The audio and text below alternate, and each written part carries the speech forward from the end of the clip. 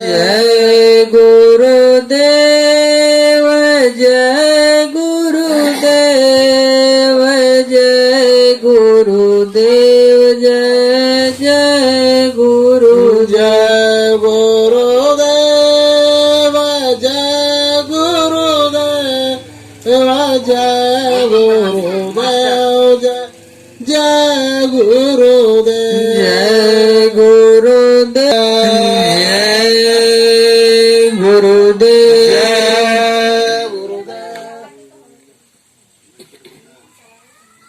जय गुरुदेव। फिर वे एक बार आप लोगों से आग्रह विनती प्रार्थना करेंगे।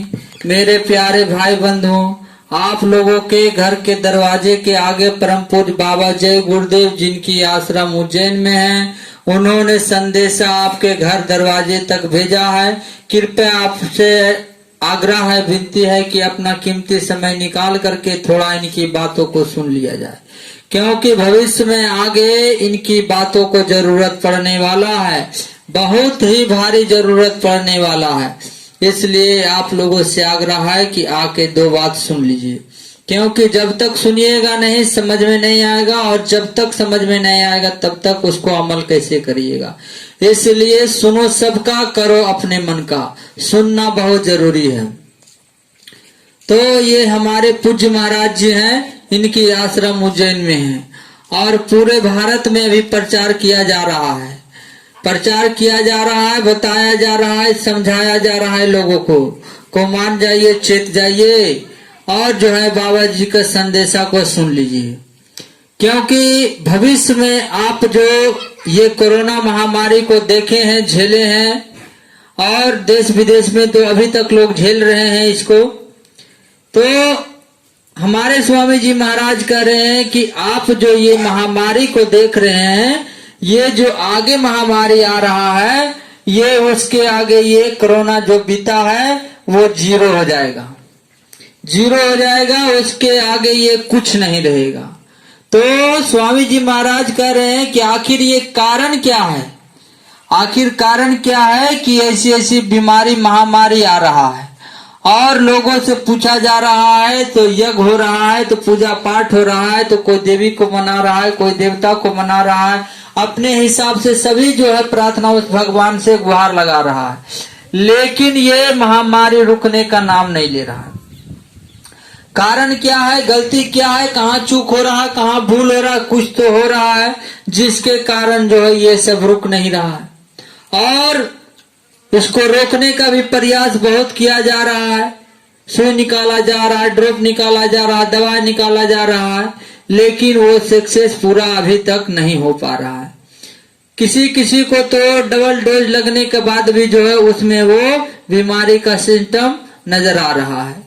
तो ये कैसे कम होगा, कैसे ठीक होगा, आखिर आया क्यों और काहे आया, ये सब हमारे स्वामी जी महाराज बताते हैं, और क्यों आया और कब खत्म होगा, ये सब हमारे स्वामी जी महाराज बताते हैं। और ये सारी बात किनको पता होती है, जो त्रिकालदर्शी महात्मा होते हैं, जिनकी दिव्य दृष्टि खुला होता है, वो भूतकाल, भविष्य काल और वर्तमान काल, तीनों काल को देख सकते हैं, समझ सकते हैं, वो ये सब उनको पता रहता है, और अपने इशारे से हम लोगों को भेज कर करके आपके बीच में उनका संदेश को सुनाया जाता है। और नहीं तो हमें क्या जरूरत था अपना घर परिवार छोड़ करके, काम धंधा छोड़ के आपके बीच में आने का। तो कहने का मतलब ये है कि जब भगवान आते हैं तो उनके इशारा पे सारा काम होता है, और कोई भी ये व्यक्ति या ना कहे लास्ट के समय में जब उसका शरीर छूटे, प्राण छूटे, कि हमको कोई बताया नहीं, कोई समझाया नहीं, और नहीं तो हम भी उनका कहना मान करके हम भी बच जाते, अपने घर परिवार को भी बचा लेते, समाज को भी बचा लेते। और हमारे गुरु महाराज का यही जो है अभियान चल रहा है कि जा करके बता दो, अगर लोग बचना चाहते हैं, संभलना चाहते हैं, और अपने घर परिवार को बचाना चाहते हैं, तो जा करके उनको बता दो, समझा दो, और बताने के बाद वो संभल जाएंगे, उनको दया दुआ मिल जाएगा।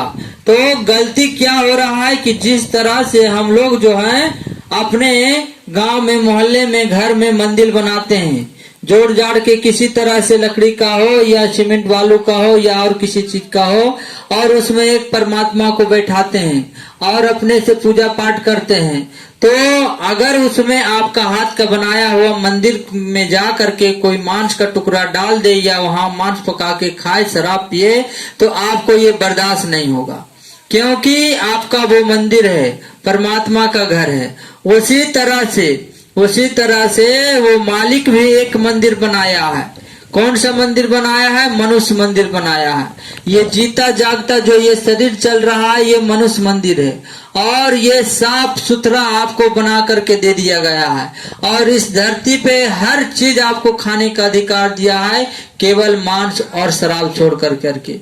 और उन्होंने कहा है कि 2 प्रकार का जीव है, मांसाहारी प्राणी मांस खाएगा और शाकाहारी प्राणी शाकाहारी भोजन खाएगा।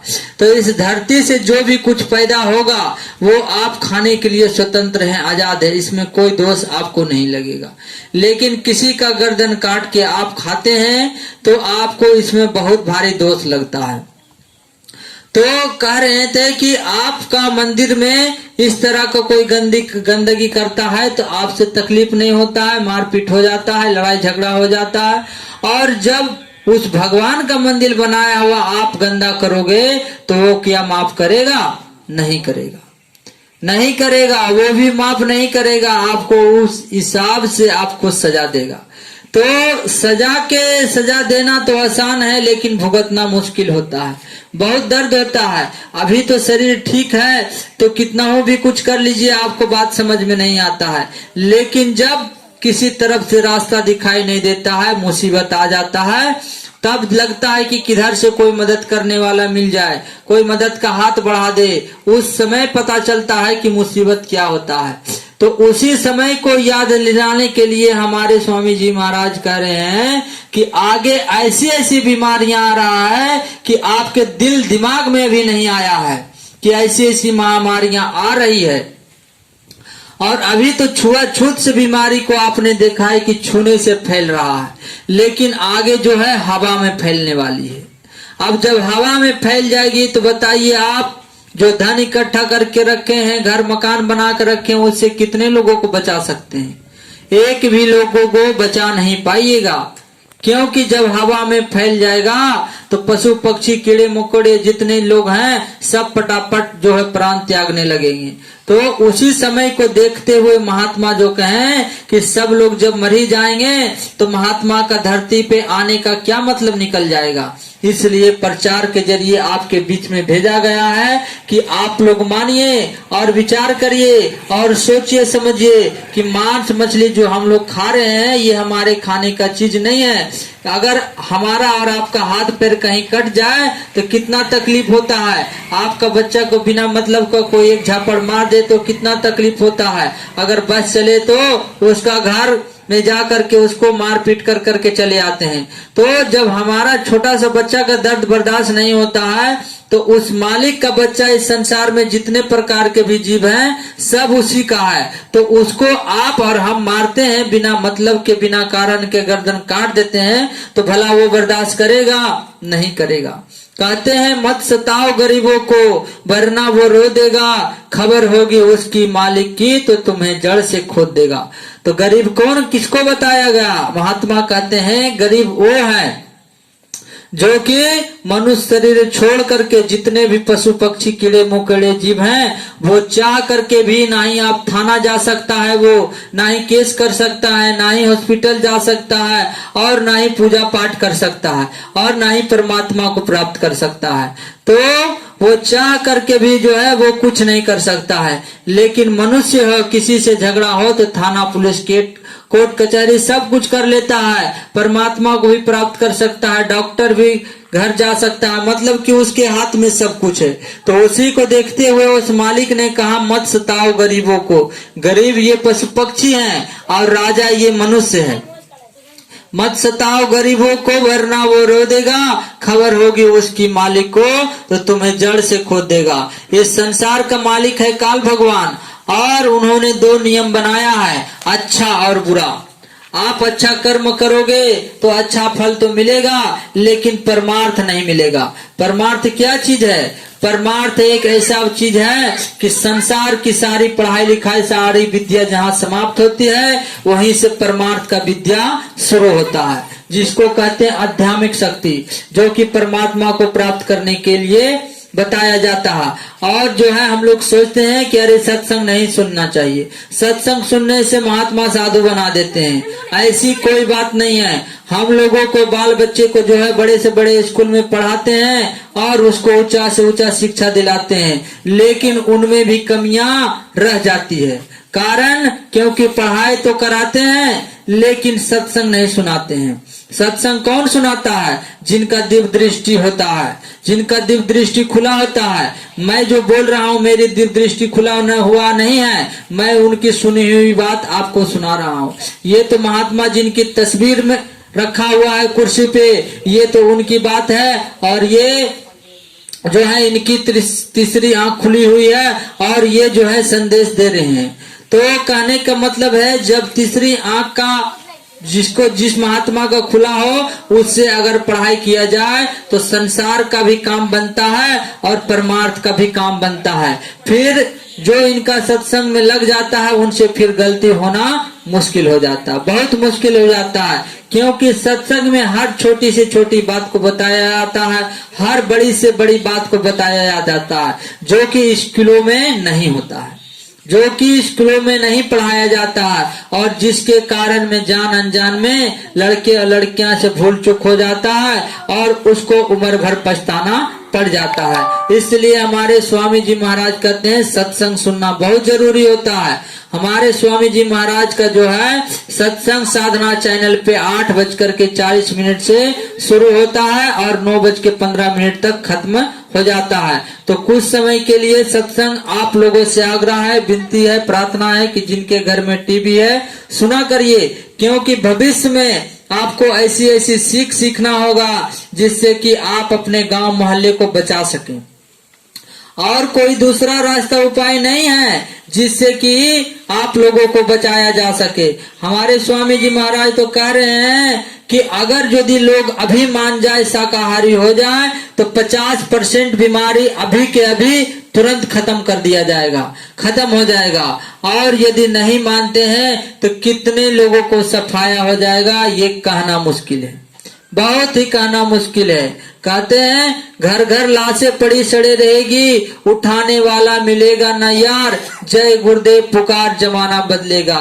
अभी तो सुन कर करके हम लोगों को हंसी मजाक लगता है कि ये जो है मांस खाने पे मना कर रहे हैं, लेकिन जब समय आ जाएगा तब जो है हमारे स्वामी जी महाराज क्या कहें कि अगर यदि अभी मान जाते हैं तब तो उसको बचा लिया जाएगा, और नहीं तो जो बीमारी महामारी आ रहा है वो सबसे पहले मांसाहारियों को पकड़ेगा। और मांसाहारी जो भोजन करेगा उसमें ऐसे ऐसे कीटाणु आ जाएगा कि डॉक्टर के पास जाने पर डॉक्टर जो है अपना हॉस्पिटल छोड़ कर करके भाग जाएगा, उस पेशेंट को हाथ तक नहीं लगाएगा। तो ऐसे ऐसे देखने को आपको मिलेगा। और इस सब से बचना चाहते हैं तो आप जिस किसी भगवान को, देवी देवता को मानते हैं, पूजा पाठ करते हैं, करिए, लेकिन इनका इतना कहा मान कर करके आप शाकाहारी हो जाइए। दारू, शराब, मांस, मछली, अंडा का सेवन करना बंद कर दीजिए। धरती माता थर थर कांप रहे हैं, हम लोगों को तो दिखाई सुनाई नहीं पड़ रहा है, लेकिन महात्मा बताते हैं कि धरती माता इतने कांप रहे हैं कि कह रहे हैं कि देखो इन लोग कितना अत्याचार पापाचार बढ़ा रहा है, बिना मतलब का जो है किसी का लाल का खून बहा करके मेरे आंचल को गंदा कर रहा है। अगर यदि इसको नहीं रोका जाएगा तो मैं कितने गांव को अपने अंदर में संभालूंगा, कितने शहर को संभालूंगा, इसका कहना मुश्किल है। और ये 5 देवता जो जल, अग्नि, पृथ्वी, वायु, आकाश है, जिससे हमारा शरीर बना है, जल देवता अलग परेशान है, वायु देवता अलग परेशान है, अग्नि देवता अलग परेशान है, सब के सब परेशान है हमारे कुकर्म देख कर करके। क्यों? आज तक का इतिहास बताता है कि कभी मंदिरों में ताला नहीं लटका था, लेकिन इस कोरोना के चलते ताला लटक गया है। क्यों? क्योंकि हमारे चेहरा देखना पसंद नहीं कर रहे हैं। कौन? देवी देवता। नहीं देखना पसंद कर रहे हैं। हम लोग तो पूजा पाठ कर रहे हैं लेकिन तरीका गलत हो गया। हमारा जो ये मंदिर है, हमारा जो ये गिरजाघर है, ये गंदा हो गया है और गंदी जगह से इबादत प्रार्थना पूरा नहीं होता है, स्वीकार नहीं होता है। इसलिए इसको साफ सुथरा रख करके अगर प्रार्थना किया जाए तो दिन दुगना रात चौगुना जो है आपको वो दया के साथ अनुभव देंगे और आपकी इच्छा को तुरंत पूरा करेंगे। और कोई ये कहे कि सब कुछ मांस मछली खाते हुए हम बीमारी को ठीक कर देंगे, तो हमारे स्वामी जी महाराज कहें कि कोई माई का लाल अभी तक पैदा नहीं हुआ है कि जो मांसाहार को बंद किए हुए इस बीमारी को टाल सके। कोई ऐसा नहीं अभी पैदा हुआ है और ना ही होगा। तो जब खत्म होगा ये बीमारी महामारी मांसाहार को त्याग कर करके। हम लोग क्या है, हिंदू जाति हैं। हम लोग हिंदू जातियों में जो है भेड़ बकरी को खाते हैं और मुस्लिम लोग गाय खाता है। तो फर्क दोनों में क्या रह गया, मांसाहारी वो भी है और मांसाहारी हम भी हैं। लेकिन हिंदू धर्म के नियम